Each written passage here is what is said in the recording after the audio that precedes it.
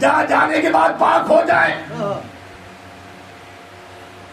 ऐसी तो कोई पाक नहीं होगा भाई। लाख कोई छोटे से तालाब में पानी भरा है, उसमें जाके कपड़ा धुलने लगे तो लोग आने वाले यही कहेंगे कि भाई जब ये पानी नहीं पाक है तो कपड़ा कैसे पाक होगा।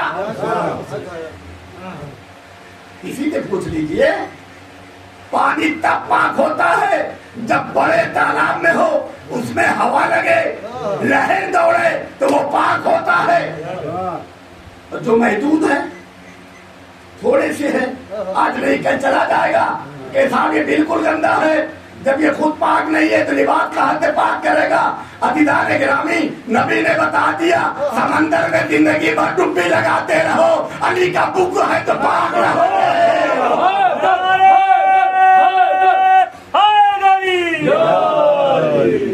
जिंदगी भर डूबते रहो समंदर में। वो तो सरदार अंबिया ने कहा है, हदीसे नबी है कि अली का बुक जिसके दिल में है वो समंदर में डूबेगा, बाहर निकलेगा तो भी नजिस। कहे डुब्बी नहीं 70 डुब्बी लगाए, बेशक बेशक 70 डुब्बी के बाद जो न पाक हो वो दुश्मन अली है। पाक वो है जिसे दामन हैदर की हवा लग जाए।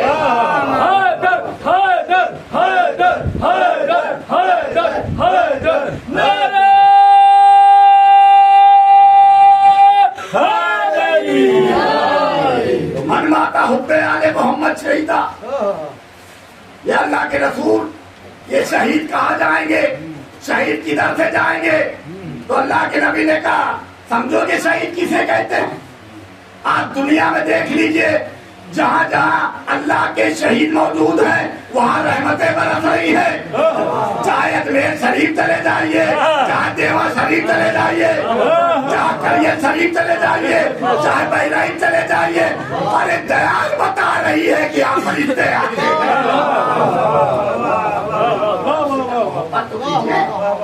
शहीदों के पास तो जाइए, शहीदों से मिलिए, देखिए जिंदगी संवर जाती है इनके दर पे जाने के बाद। अरे दरे मोहम्मद पर जिंदगी ना संवरे तो कभी ना सुधरेगी। बड़े बड़े वली आए इनके दर से चले। चंद लोग चले थे, चलते हुए कोई अजमेर शरीफ पहुंच गया। वहां जब पहुंचे तो वहां भी बड़ी बड़ी हुकूमतें, किसी ने जाके बादशाह को खबर दे दिया, पृथ्वीराज चौहान तेरे शहर में चंद लोग फकीर आ गए हैं, चेहरे पे इतनी रौनक है, दिल चाहता है उन्हें देखा करें। ये कौन कह रहा है? बादशाह के सिपाही पृथ्वीराज चौहान के अजमेर शरीफ में सिपाही जाके कहते हैं 100 बरस की माँ उसकी बगल में बैठी हुई थी। पृथ्वीराज की चौहान की माँ बगल में बैठी हुई थी अपने बेटे की। वो माँ कितना खुश होगी जिसका बेटा बादशाह हो। इतने भी सिपाही दौड़े हुए आते हैं, कहते सरकार गजब हो गया। कहे क्या गजब हो गया? कहे चंद लोग फकीर आए हैं, उनका चेहरे से इतनी रौनक है कि क्या बताएं, दिल चाहता है कि उनका चेहरा देखा करे। बादशाह का तेवर बदल गया। अरे कहा ये बताओ कि वो जमीन से आए हैं कि आसमान से? कहा ऐसा लगता है कि आसमान से उतरे हैं।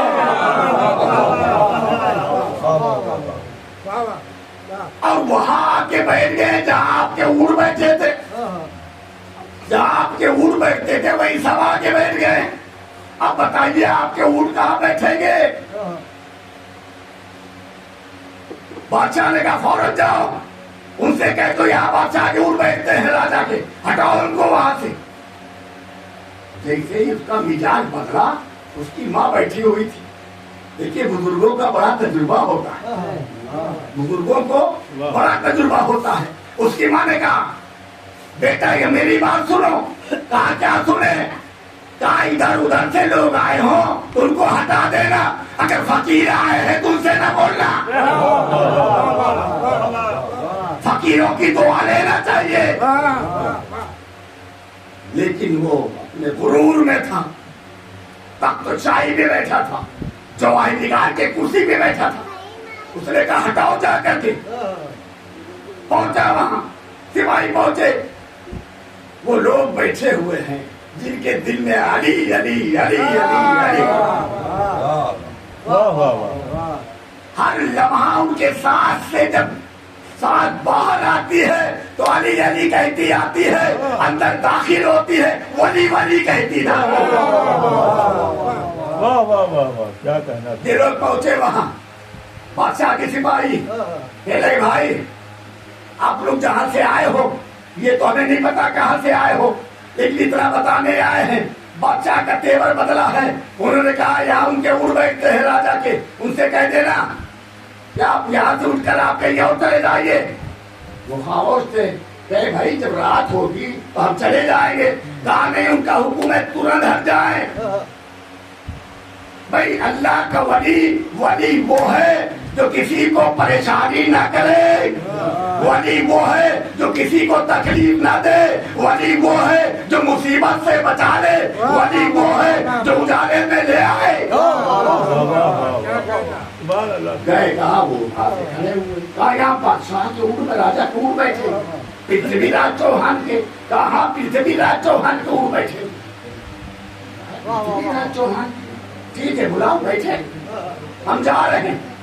अब वो ऊँट सब आके बैठ गए, सारी रात बीत गई, सुबह तक पहुंच गए। ऊँट को उठा रहे हैं तो उठ नहीं रहे हैं। शायद फकीर ये कह के चला गया था, एक तो रात ऊँटों को तेरे हवाले करके जा रहे हैं। सब बड़ी मेहनत कर रहे हैं, इधर से ठेल रहे हैं उधर से ठेल रहे हैं। बादशाह के बहुत से सिपाही आ गए, आखिर परेशान हो गए। अदीदाने गिरामी, एक फकीर अगर कह दे कि बैठे हैं तो बैठे रहेंगे।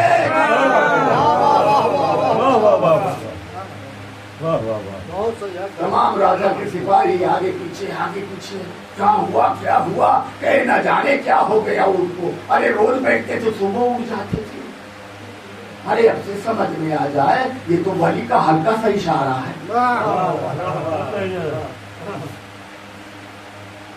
ऐसा कोशिश के जाने फिर बादशाह की माँ बैठी हुई थी, क्या सरकार खत्म हो गया। वो लोग तो उठ गए, लेकिन कल रात से आपके उठ बैठे हैं, हम सब मिल के उठा रहे नहीं उठ रहे हैं। उसकी माँ ने कहा बेटा फिर से जाके माफी मांग लो, फकीरों की दुआ जिंदगी होती है, फकीरों की दुआ से जिंदगी समझ जाती है। क्यों परेशान कर रहे उन्हें। जयपाल जोगी को बुलाया, जादूगर को जो बहुत मशहूर था। जयपाल जोगीगर जादूगर जो था बहुत मशहूर था। अब लोगों ने जाके कहा सरकार क्या बताएं, वो तो जाके वहां बैठ गए अना सागर का पानी पी रहे हैं। अना सागर देखा है ना आपने, जो गया होगा अजमेर शरीफ, जो अजमेर शरीफ गया होगा सबसे पहले अना सागर की तरफ जाता है। और अना सागर इतना बड़ा है दिखाई नहीं पड़ता, लगता है समंदर ठाठे मारना। इतना बड़ा किनारे आ जाइए, इतना पानी कभी कभी नहीं होता ना सागर में। बहुत दूर ऐसा लगेगा नदी बह रही है, जहां तक देखिए पानी दिखाई पड़ेगा। गांव से जाके कह देना अना सागर का पानी ना पिए, ऊंट पीते हैं, जानवर पीते हैं। पानी पे पाबंदी लग गई। अदीदाने गिरामी, ये नई बात नहीं है, हर दौर में अल्लाह वालों पे पाबंदी लगी, लेकिन अल्लाह वाले भी ऐसे हैं, हर बिदात की दीवार तोड़ते चले जाते हैं।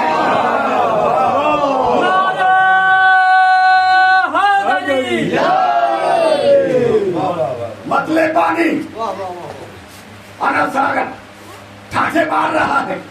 एक वली है, दरे अली का फकीर है। जब फकीर इतना बुलंद है, कासा उठाते, कासा लिए हुए गए। जाने के बाद ऐसे बढ़ा दिया पानी की तरफ, अना सागर की तरफ। जैसे ही बढ़ाया, सारे अना सागर का पानी सिमट के कासा में आ गया। मछलियां तड़पने लगी, मछलियां तड़पने लगी। बटोर के पानी अना सागर में ले आए। एक ख्वाजा मेरी मोइनुद्दीन चिश्ती, आपने ये क्या किया? क्या इनको बताना चाहते हैं अब्बास ने मस्जिदे में समेटा था? जो चुल्लू में समेट ले उसे अब्बास कहते हैं, जो कासा में समेट ले उसे वली कहते हैं।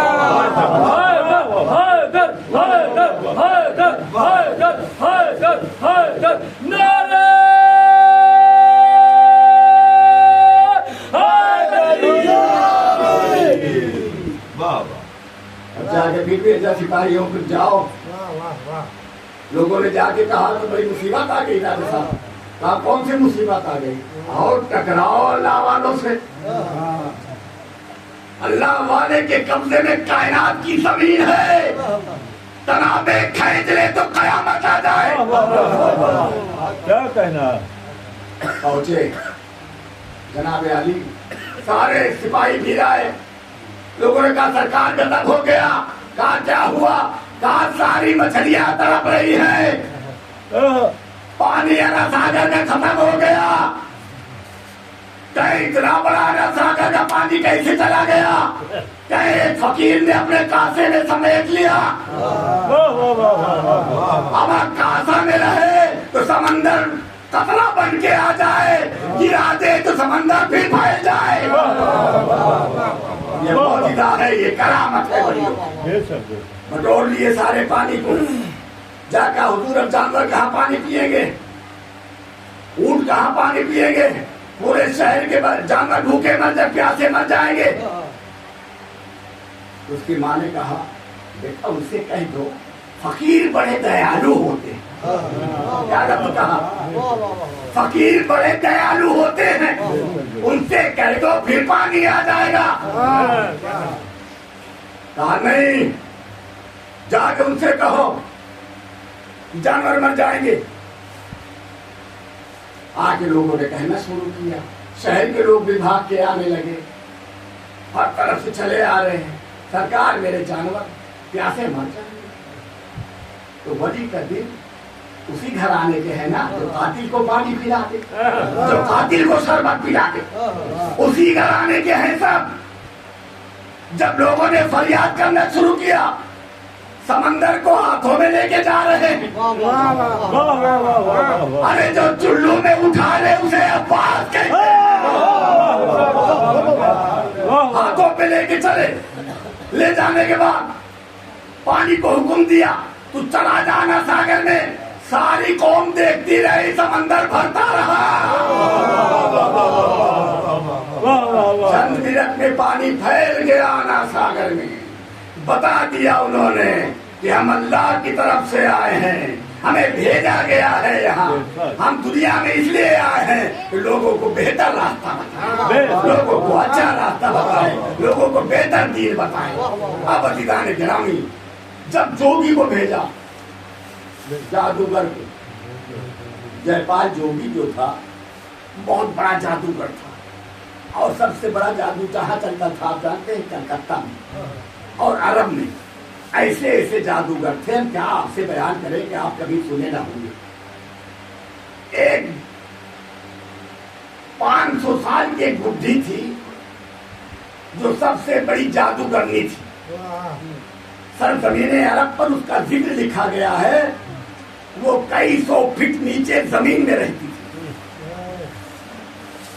और जब उसके दयार में एक परिंदा भी जाके बैठ जाता तो अपने जादूगरों से कहती थी क्या निगरानी कर रहे हो, फला जगह जादूगर की तरफ से परिंदा बन के आया है। वो फौरन गिरफ्तार करा लेती थी। तो वो जयपाल जोगी जादूगर कहा भाई अब तो तुम्हारा वक्त आ गया ना इम्तिहान लेने का।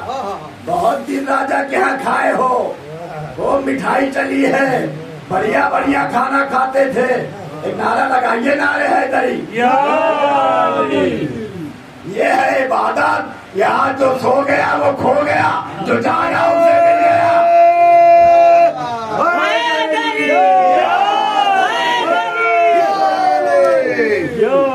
जयपाल जोगी से राजा ने कहा जाओ तुम्हारा इम्तिहान अब है। जाके उनको भगाओ, कह दो हमारा दयाल छोड़ दें। जयपाल जोगी आया, मशहूर था जादूगर। ख्वाजा अजमेरी के साथ चंद लोग थे। अदीदान गिरामी करबला के मैदान में अब्बास एक लश्कर बन गए थे। यहाँ चंद अली वाले बड़े सिपाही की लाइन लगी थी। जादूगर को भेजा, अरे हिम्मत हो तो तलवार लेके भेजो। जादूगर आया, जो आपके चाहने वाले थे ख्वाजा अजमेरी के, कहा सरकार अब तो बहुत बड़ा जादूगर आ रहा है। अरे कहा ये सब जादूए तो है, उड़ बैठ गए तो जादू, पूरा समंदर पानी में ले लिए कासे में, वो सब जादुए है। अरे जैसे न गिरते किसी ने देखा फिर पानी आ गया। अब बटोर के लेके चले गए सारा पानी। अगर सैकड़ों तो बिल लग जाए बड़ी बड़ी, तब भी नहीं दिन भर में भरेगा वो। इतना पानी चला जाए उनकी कासा। जाओ जादू करो, या तो देखेंगे उनका जादू बड़ा है ये तुम्हारा जादू। अब जनाब जयपाल जोगी चला जादूगर। जब इनके साथियों ने कहा कि सरकार तो जादूगर आ रहा है, तो आपने कहा बीच में बैठ जाओ। इन्होंने एक हायर खींचा, करबला में अब्बास ने भी एक लकीर खींचा था और कहा दुश्मनों इधर ना पार करना, ना धड़ का पता होगा ना सर का पता। हुसैन ने बता दिया शहादत किसे कहते हैं, जंग की इजाजत ना मिली हुसैन से, वरना बता देते अब्बास कयामत किसे कहते हैं।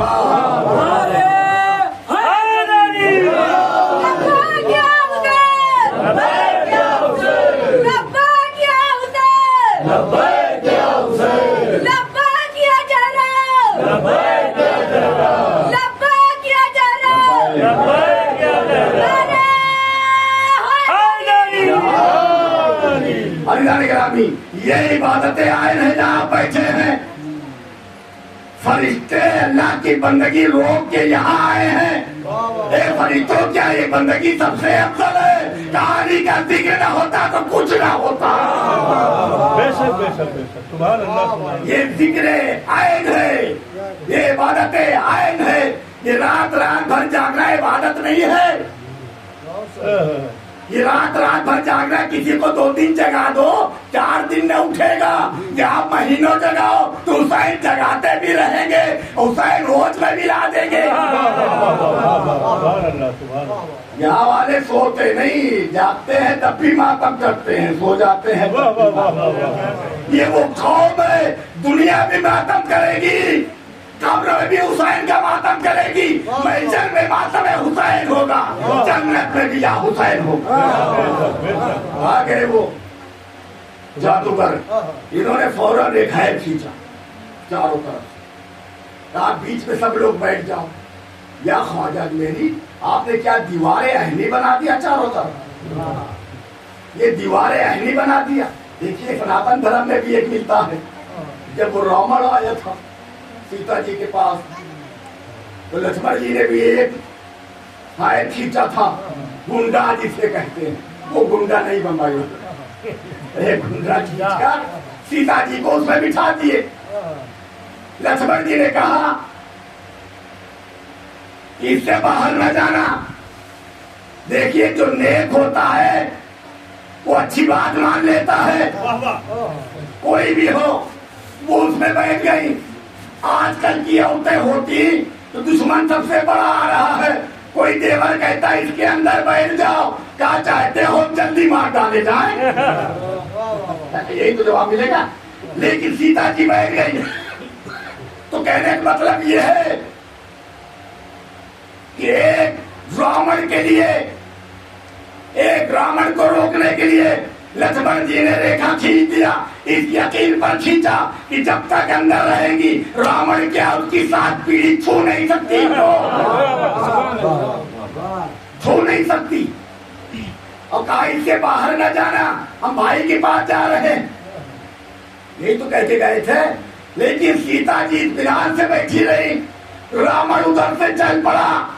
जो होने वाली बातों को जान लेता था, एक सर वाला नहीं 10 सर वाला रावण वो हद से करीब आया, दूर से रेखा को देखा, कहा कि सामने मौत नजर आ रही है।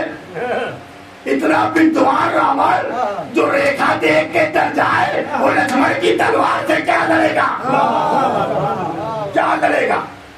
आया करीब, उसने सोचा ये तो सामने मौत की दीवार है, इसको तो हम पार नहीं हो पाएंगे। तो तुरंत जो है, चालाक तो बहुत था, बड़ा चालाक था, तुरंत भिखारी बन गया। भाई कोई दिया किसी से कह दो भीख मांगे, कहेंगे छोटा काम है। रावण जितना बड़ा था, सीता जी ने उतना छोटा कर दिया।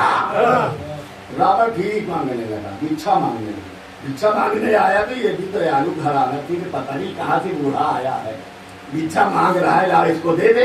उन्होंने कहा लाओ दे दे, ताकि ये भी जाके पेट भर के खा लेगा। जब देना चाहा तो वो भी बड़ा चालाक था, कहा देखो बंधी हुई भिक्षा हम नहीं लेते, बाहर आके दीजिए। बच्चे कई बाहर जाके उसे भिक्षा दिया, वो कामयाब हो गया। तो पता ये चला, जो अवतारों के कहने में होते रहेंगी महफूज रहेंगी, जो नहीं मानेगी रुसवा हो जाएगी। ये अपने आगे जिक्र है कुरान मजीद में। हज़रत इब्राहीम, हज़रत इस्माइल का वाक़या पढ़ लीजिए, किसी दिन इंशाअल्लाह बयान करेगी इसके बारे में कि क्या कहा था। मुराद चौखट से मुराद क्या है, औरत के जादूगर आ गया। देखिए वक्त बहुत है, 4-6 मस्जिद पढ़ चुके हैं, लेकिन आप सुनना चाहते हैं तो पढ़ने से हटेंगे भी नहीं। लेकिन एक फकीर आ गया, आने के बाद है ठीक दिया, कहा बैठ जाओ इत्मीनान से। सब बैठ गए, कहा घबराना नहीं। अरे जब वली साथ हो तो घबराहट की बात की। सब इत्मीनान से बैठ गए। जयपाल जो जादूगर आया, उसने सबसे पहले पत्थरों को उठाया, उस पर पड़ के फूका, ऊपर मार दिया। जब मारा तो आग भर के बरसने लगी, आसमान से आग बरसाना शुरू कर दिया। अब जादू के आग कब तक काम देगी, आग सब बाहर गिर रही है, यहाँ इत्मीनान से बैठे हैं अल्लाह वाले। वो आग बरसाया आसमान से। उसके बाद बादशाह के सिपाही कहते हैं सरकार उसका जादू तो नहीं काम कर रहा है। उसने फिर कहा, पानी बरसाना शुरू किया जादू से। पहले तो आग बरसाया, फिर पानी बरसाना शुरू किया। इतना पानी बरसाया कि हर तरफ भर गया, जहाँ हैर था वहां नहीं दाखिल हुआ। जब जगह का मालिक फकीर हो जाए, वो वाली वाला हो जाए, पानी क्या हरेगा वहां।